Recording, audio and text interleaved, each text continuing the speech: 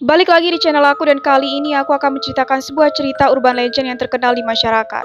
Aku akan menceritakannya dengan sudut pandang orang pertama.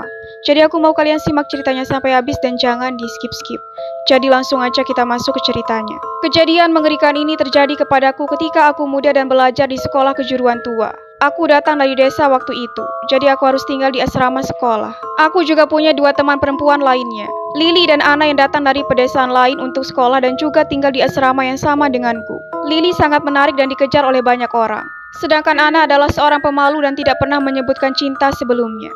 Sebaliknya dia hanya fokus pada studinya. Asrama kami sangat dingin dan gelap di malam hari, karena dibangun lebih dari 10 tahun yang lalu. Itulah sebabnya Anna tidak pernah ingin ke kamar mandi sendirian. Malam itu aku tertidur ketika aku mendengar seseorang memanggil namaku kemudian mengguncangkan tubuhku untuk membangunkanku. Aku perlahan membuka mataku untuk melihat apa yang salah. Anna berdiri di samping tempat tidurku. Dia ingin aku pergi ke kamar mandi bersamanya. Karena aku sudah terbiasa jadi hal ini tidak menggangguku. Aku langsung setuju dan kami berdua langsung pergi ke kamar mandi. Aku tidak lupa menggodanya tentang betapa malunya ia di jalan. Tetapi dengan suara gemetar dia mengatakan bahwa sekolah ini sudah lama berhantu. Dan cerita hantu itu sudah diketahui semua orang. Aku tidak percaya hantu. Jadi ketika aku mendengarkan kata-kata itu aku tidak terlalu memperhatikannya. Bahkan menurutku dia mendengarkan berita palsu dan takut tanpa alasan. Lalu aku pergi ke tempat tidur sesegera mungkin. Dan Anna setelah mendengarkan apa yang aku katakan tampak marah. Karena aku tidak percaya apa yang ia katakan. Jadi Anna mengejarku dan wajahnya menjadi lebih serius. Suaranya tidak lagi gemetar. Dan ia mencoba menceritakan kisah hantu berbaju merah yang menghantui sekolah ini. Itu adalah iblis perempuan yang bundir karena cinta. Dan dengan demikian tidak bisa melarikan diri. Tetapi aku masih tidak tertarik dengan cerita ini. Dan ketika kami sudah sampai, aku menyuruhnya masuk dan segera kembali sesegera mungkin. Tetapi Anna seorang pengecut. Dia tidak ingin aku menunggu di luar. Sebaliknya dia menyuruhku masuk dan menunggu di dalam. Melihat ketakutan Anna, aku tidak punya pilihan lain selain masuk seperti apa yang ia perintahkan. Aku berdiri di dekat dinding dan melihat bahwa toilet ini butuh perbaikan karena sudah terlalu tua. Tiba-tiba embusan udara dingin bertiup entah dari mana, menyebabkan seluruh tubuhku menggigil tak terkendali. Jelas ruangan ini adalah ruangan tertutup, jadi bagaimana mungkin ada angin sepoi-sepoi seperti itu. Jadi aku mendesak Anna untuk bergegas dan kembali secepatnya. Ketika aku berbalik untuk melihat toilet yang digunakan Anna, aku melihat sesuatu yang aneh. Itu adalah kamar mandi di sebelah Anna yang juga digunakan oleh orang lain. Aku tidak yakin kapan ia ada di sana. Tetapi Anna dan aku masuk dan tidak memperhatikannya. Yang aneh adalah dia menggunakan sepatu hak tinggi berwarna merah. Bukannya sendal seperti kita semua. Saat itu sudah lewat tengah malam. Asrama tutup, tidak seorang pun boleh berpakaian untuk keluar saat ini. Dan menggunakan sepatu hak tinggi ke kamar mandi bukanlah hal biasa. Meskipun aku tidak takut hantu, tapi melihat pemandangan itu membuat aku sedikit gugup. Jadi aku mengetuk pintu Anna dan terus mendesaknya. Wajah Anna sedikit kesal ketika keluar akibat aku yang terus-terusan meneriakinya. Aku tidak banyak bicara dan hanya mengatakan bahwa aku harus kembali ke tempat tidurku. Anna menggodaku saat itu. Dia berpikir karena aku berdiri sendirian di luar membuat aku jadi takut. Sementara aku berani mengatakan bahwa aku tidak takut hantu. Aku tidak berani menyebutkan seseorang yang berada di sebelah kamar mandi Anna. Karena aku tahu dia pengecut, aku melirik sekali lagi untuk memastikan bahwa itu benar-benar manusia. Tapi tiba-tiba saja wanita bersepatu merah itu menghilang dan kamar mandi sepi. Aku tidak bisa meyakinkan diriku sendiri bahwasanya aku salah. Karena aku telah mendengarkan cerita Anna dan membayangkannya sendiri. Jadi kami memutuskan kembali ke tempat tidur dan aku tidak menceritakan hal yang aku lihat kepada Anna. Aku segera tidur. Tapi tidak lagi ketika aku merasakan bahwa tubuhku mati rasa dan kesulitan bernafas. Seolah-olah seseorang menekanku. Udara menjadi dingin. Aku mendengar pintu terbuka dengan sangat keras. Aku melihat seorang wanita menggunakan gaun merah cerah dengan rambut panjang yang berdiri di sana. Aku panik dan melihat lebih dekat pada wanita itu. Wajahnya sangat menakutkan. Mulutnya yang lebar penuh dengan darah. Matanya tanpa pupil dan hanya berwarna putih. Dan lehernya tampak sudah diremas oleh sesuatu yang meninggalkan bekas.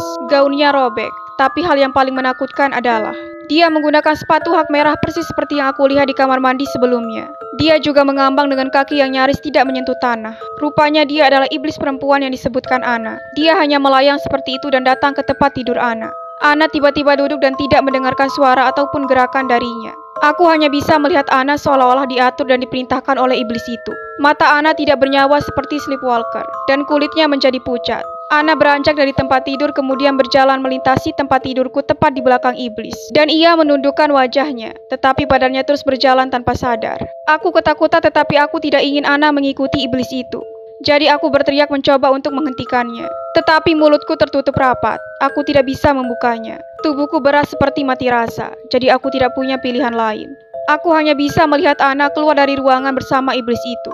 Aku terbangun ketika aku dikejutkan oleh suara teriakan. Ketika aku terbangun, aku membuka mataku dan melihat ruangan itu terang, menandakan itu semua hanyalah mimpi. Pandanganku tertuju ke pintu. Aku melihat Lily dan gadis-gadis lain berkumpul di sana. Tampaknya sesuatu telah terjadi pada Ana, karena gadis dari kamar sebelah tampak sangat khawatir. Dia berkata dengan wajah serius dan suara gemetar. Sesuatu telah terjadi kepada Ana.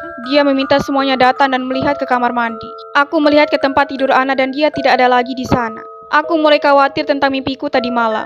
Kita semua panik pada saat itu dan bergegas ke kamar mandi untuk melihat situasi Ana. Dalam hatiku, aku hanya berharap dia tidak menemui sesuatu yang serius. Lily adalah orang pertama yang tiba dan aku masih belum tahu apa yang terjadi kepada Ana. Ketika aku mendengar Lily berteriak ketakutan, aku menjadi terkejut.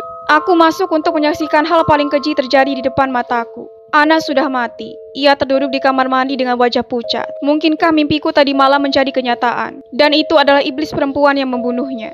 Matanya terbuka lebar dan hanya berwarna putih. Wajahnya tidak lagi memiliki noda darah. Dan dia meninggal karena pergelangan tangannya sendiri. Darah ada di seluruh lantai dan dia pasti sangat kesakitan. Kemudian keluarga Ana datang dalam prosesi pengembalian tubuh Ana ke desa. Juga sempat terjadi perdebatan sengit dengan pihak sekolah. Saat pihak sekolah mengklaim bahwa Ana bundir karena cinta. Tetapi aku tahu bahwa Ana tidak mempunyai kekasih dan dia tidak akan melakukan hal bodoh seperti itu.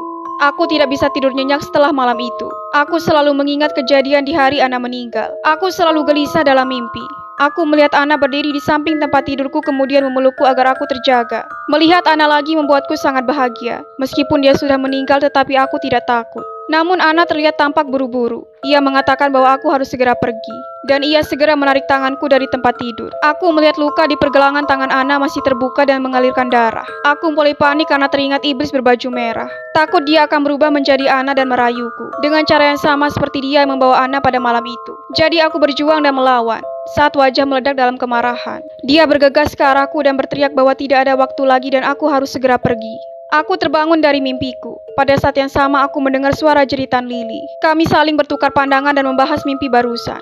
Anehnya Lily mengalami mimpi yang sama denganku. Kami percaya bahwa Ana ingin kami meninggalkan gedung itu karena suatu alasan. Dan tanpa ragu kami berlari ke pintu untuk meninggalkan gedung itu. Jadi kami berlari ke pintu untuk melarikan diri secepat yang kami bisa. Begitu kami tiba di lantai dasar, gumpalan asap hitam mengepul dari kamarku dan Lily.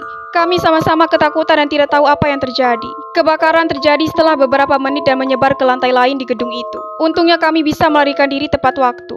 Aku dan Lily berdiri tercengang melihat ke atas jendela kami, di mana ada sosok yang berdiri menatap kami. Itu adalah Ana yang melihat kami melalui jendela dengan senyum bahagia di wajahnya. Ternyata Ana adalah orang yang menyelamatkan kami dari kebakaran. Mungkin karena ini adalah hal terakhir yang ingin ia lakukan untuk kami. Senyumnya begitu memuaskan. Sampai sini dulu cerita kita kali ini, dan sampai ketemu di video selanjutnya.